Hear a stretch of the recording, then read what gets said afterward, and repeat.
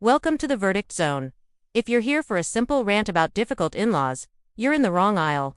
But if you're here for the facts of a woman protecting the sanctuary of her marriage from the very people who tried to burn it down a decade ago, keep watching.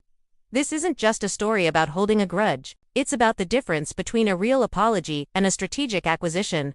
When relatives who rejected you for racist reasons suddenly see your success and want a seat at the table they kicked over, the facts, as we see them, are about boundaries, not bitterness. It's about a woman who is being asked to accept a peace offering from the people who declared war on her happiness, and the central question is she wrong for saying no? Let's rewind 10 years. A young couple, deeply in love, decides to get married. A beautiful moment, right? Not for everyone. His family, citing racist beliefs, refused to accept her. They called her a gold digger, a blatant and ugly accusation designed to strip her of her dignity. And then, they cut their son off, both emotionally and financially. For a decade, there was nothing but silence. A door slammed shut on the basis of prejudice. Fast forward to the present. The couple didn't just survive. They thrived. They built a life together, on their own terms, proving all the hateful predictions wrong. To celebrate their 10th anniversary, they plan a beautiful vow renewal trip, a testament to their resilience. And as a heartfelt thank you, they're bringing her parents along, the family that stood by them, the family that chose them when others walked away. This trip isn't just a vacation. It's a victory lap, paid for by their hard work and a celebration of the love that weathered the storm. And then, the phone rings. It's the in-laws. After 10 years of silence, they've suddenly reappeared. Why now? Well, they've heard about the couple's success. They've seen the life they've built, and just like that, they want back in.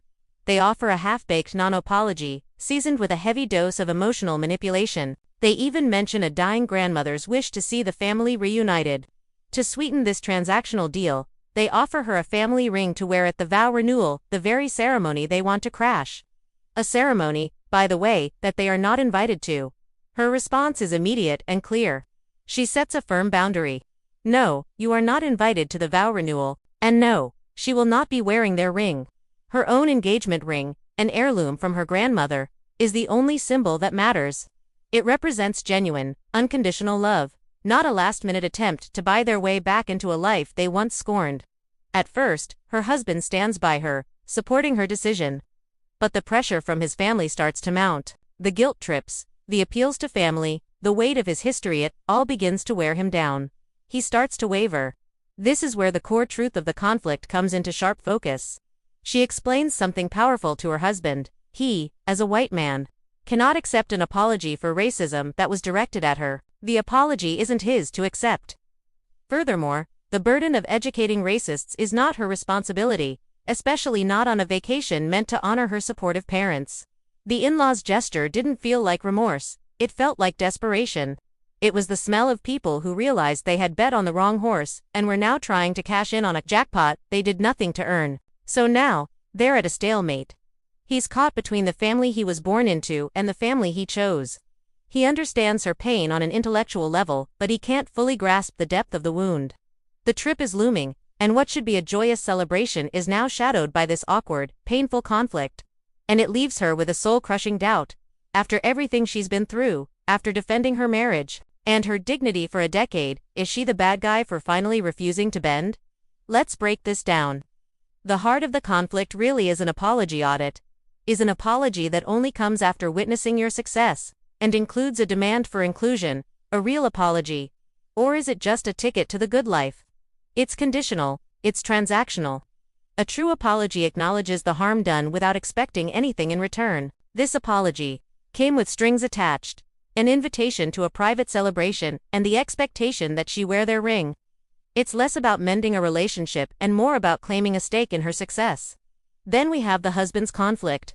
Is his desire for family reconciliation a betrayal of his wife, or is it a natural human longing that's being exploited by his family? It's completely understandable that he wants his family back. Most people crave that connection. But his loyalty is being tested.